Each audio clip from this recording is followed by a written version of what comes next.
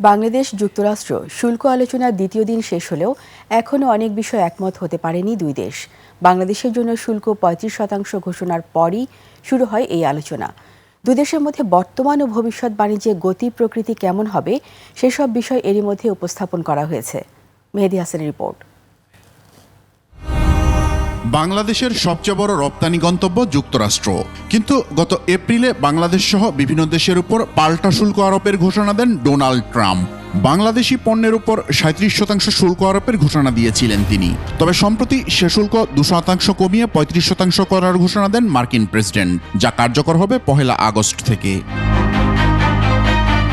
এমন পরিস্থিতিতে দেশটির সাথে ৩ দিনব্যাপী শুল্ক আলোচনা শুরু করেছে বাংলাদেশ।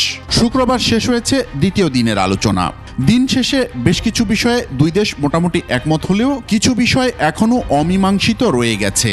এদিন বাণিজ্য উপদেষ্টা শেখ বশিরউদ্দিন একান্তে বৈঠক করেছেন US trade representative ambassador Jamieson গ্রিয়ারের সঙ্গে। বাণিজ্য উপদেষ্টা জানান, বাংলাদেশ যুক্তরাষ্ট্রের রপ্তানির পাশাপাশি আমদানির পরিমাণ বৃদ্ধি করতেও প্রতিশ্রুতিবদ্ধ এবং যা ইতিমধ্যে শুরু হয়েছে। শুল্কের ক্ষেত্রে বাংলাদেশ ন্যায্যতা প্রত্যাশা করে, পরিবেশ যেন বাংলাদেশের জন্য প্রতিযোগিতামূলক থাকে। গ্রিয়ার সার্বিক সহযোগিতার আশ্বাস দিয়েছেন।